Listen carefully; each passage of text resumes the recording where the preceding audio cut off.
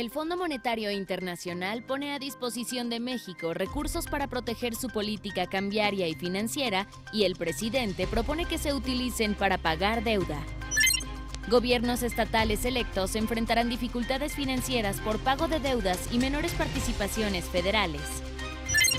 Poseer una casa habitación es una aspiración genuina, pero ¿cómo hacerlo con un crédito hipotecario?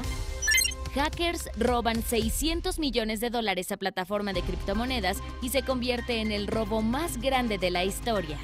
Quédese con nosotros y tendrá las cuentas claras.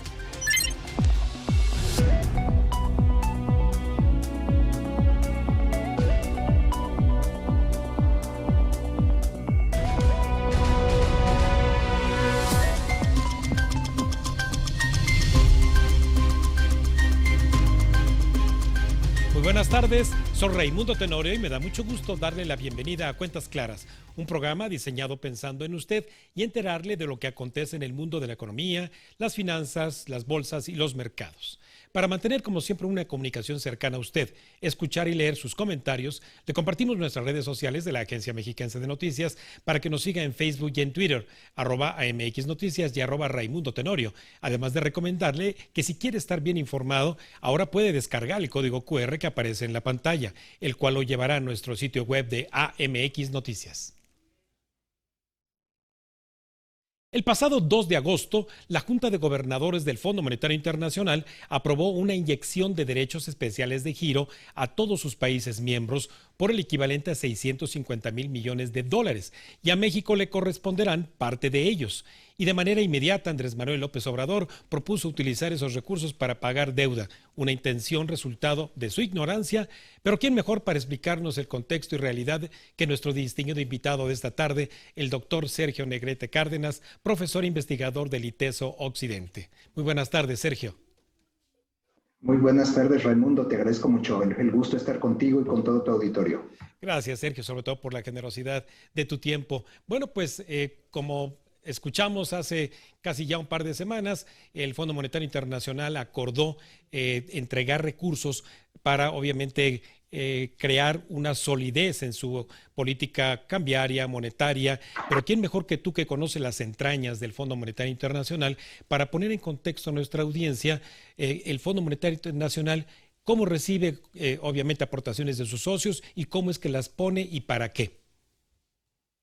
Ya, el fondo, yo trabajé ahí, como tú sabes, entre 2004 y 2009, ya hace algunos años que dejé el fondo allá en Washington, pero sí, conozco todavía un poquito de sus mecánicas interiores. El fondo busca apoyar a países en problemas, en crisis. Es una especie de fondo común. Todo el mundo aporta, pero se supone que los más grandes pues nunca van a tocar ese dinero.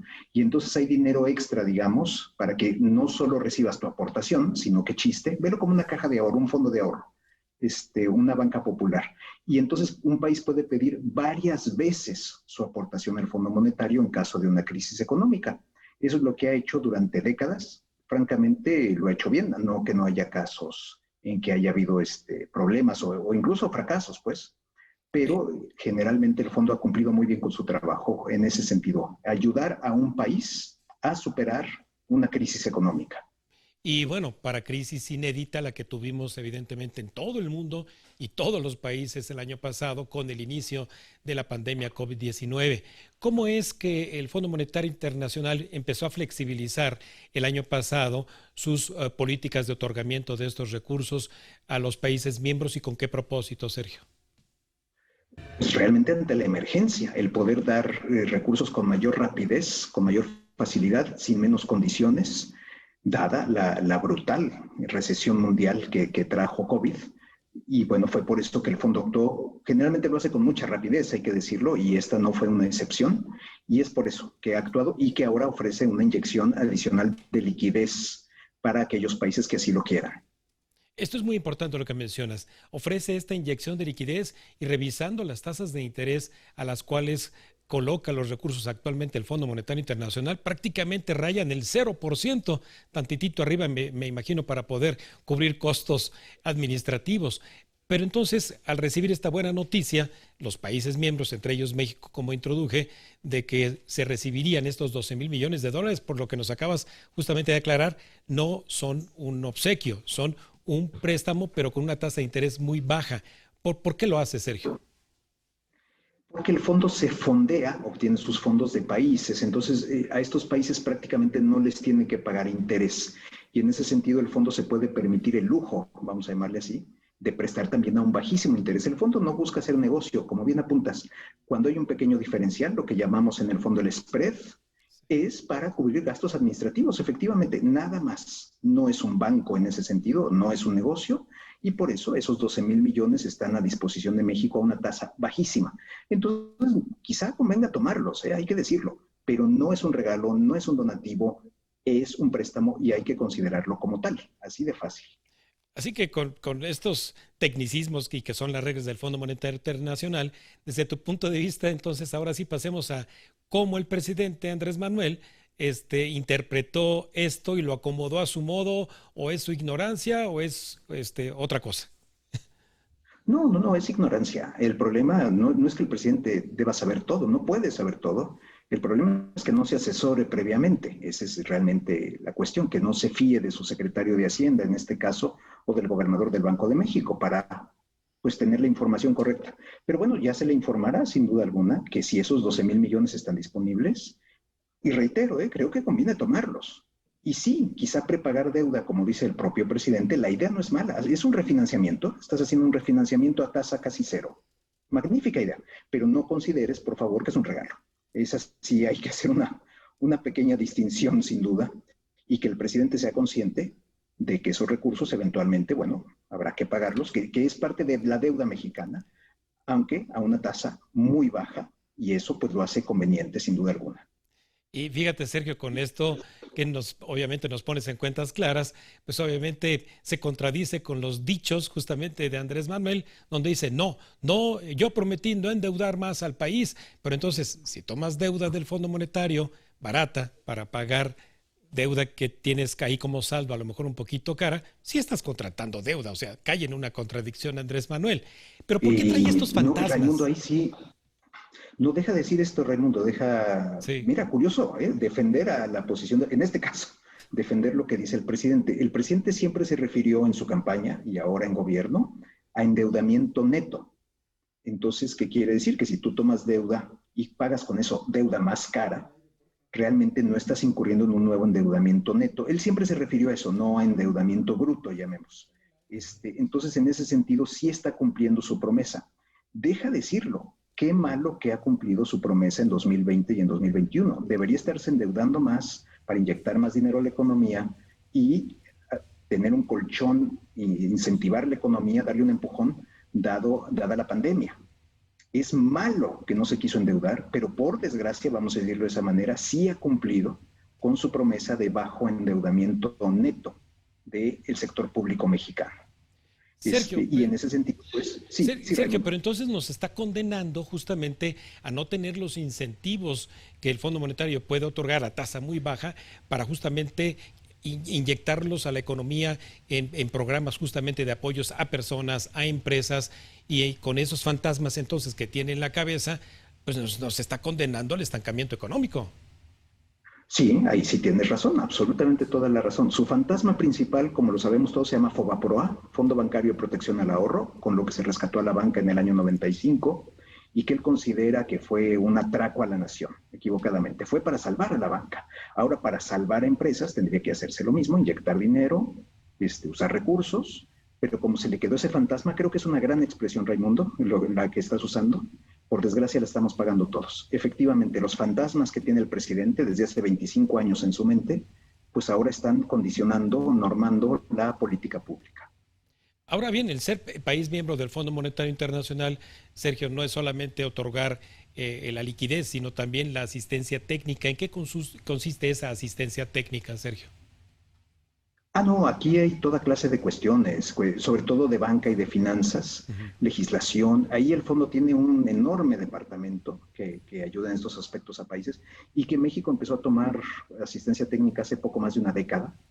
Y bueno, es algo es una gran actividad del fondo. Hay tres grandes actividades del Fondo Monetario: los préstamos, la asistencia técnica y el monitoreo, la vigilancia de las economías. Entonces, realmente México en ese sentido, pues es un miembro de pleno derecho del Fondo Monetario y ha usado esa asistencia técnica en varias ocasiones.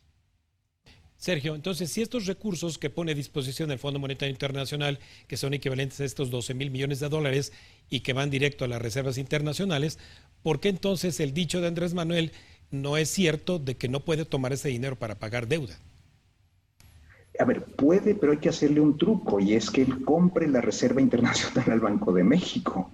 Entonces es un poco, digamos, se tiene que endeudar por otro lado para comprar la deuda del Banco de México. ¿Conviene? Quizás sí, reitero, la tasa de interés es muy baja, como tú ya mismo apuntaste, pero hay que hacer un poco de manejo de ingeniería financiera, vamos a decirlo así. Sí. Lo que no puedes hacer es esperar que te caiga en el bolsillo así nomás, y que es un regalo que te cayó, pues no del cielo, pero sí del Fondo Monetario. Eso sí no lo puedes esperar.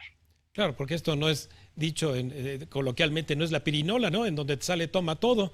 Es decir, para poder comprar entonces esos recursos del Fondo Monetario, tiene que tomarse de nuestros impuestos, del presupuesto, para comprar esas reservas. ¿Es así, Sergio? Sí, o emitir deuda. Sí, esto es una paradoja impresionante. Entonces, realmente no es tan sencillo. Sí se puede, pero no es nada sencillo. Entonces, hay que explicarle al presidente, porque luego, pues, precisamente por confusiones como esta, cree que el Banco de México está en su contra, o que el Fondo Monetario está en su contra, o que no lo quieren ayudar, o que no le quisieron dar remanentes de la operación del Banco de México del año pasado, cosas como esta. Empieza con esta clase de cuestiones y acaba incluso rechazando nominar de nuevo al gobernador del Banco de México. Ya nombró a alguien en su lugar. Ese es el problema, que esas ideas equivocadas llevan a políticas y acciones equivocadas por parte del presidente y del gobierno federal. Sergio, finalmente entonces, hacia los próximos 3 años que nos quedan todavía de este gobierno, tú observas, diagnosticas que es irreversible la postura de Andrés Manuel para tomar recursos, bien sean del Fondo Monetario, del Banco Mundial, etcétera, para inyectarle, repito, programas de apoyo a la economía. Sí, absolutamente. Es un hombre muy rígido mentalmente el presidente. Lo ha demostrado una y otra vez. No lo mueves. El mejor ejemplo que tenemos no es la deuda, que también es un gran ejemplo, es el petróleo. El petróleo sube de precio, se desploma de precio, llega incluso a precios negativos, y él sigue insistiendo que su estrategia es extraordinaria, que hay que extraer más petróleo y que hay que refinar más petróleo. Sé que me ha salido el tema de la deuda, pero es otro ejemplo de la rigidez mental de Andrés Manuel López Obrador. Entonces, lo que ha pasado en los últimos 3 años, te puedo asegurar prácticamente que va a pasar en los siguientes 3. Válgame Dios. Bueno, Sergio, pues mi querido Econocafka, porque así te conocemos en redes sociales, síguenos compartiendo, por favor, en tus redes sociales, mucho obviamente de tu experiencia y tu conocimiento, porque lo apreciamos como siempre muchísimo. Muchísimas gracias, mi querido Sergio. No, el que aprecia el poder estar contigo y con los que nos ahora escuchan soy yo, Raimundo. Yo soy el agradecido. Que tengas una excelente tarde. Muchas gracias, Sergio. Hasta la próxima.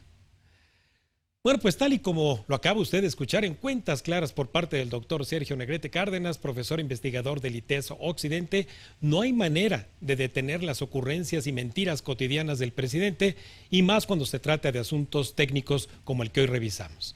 Vamos a un breve corte y regresamos con más Cuentas Claras aquí en la Agencia Mexiquense de Noticias.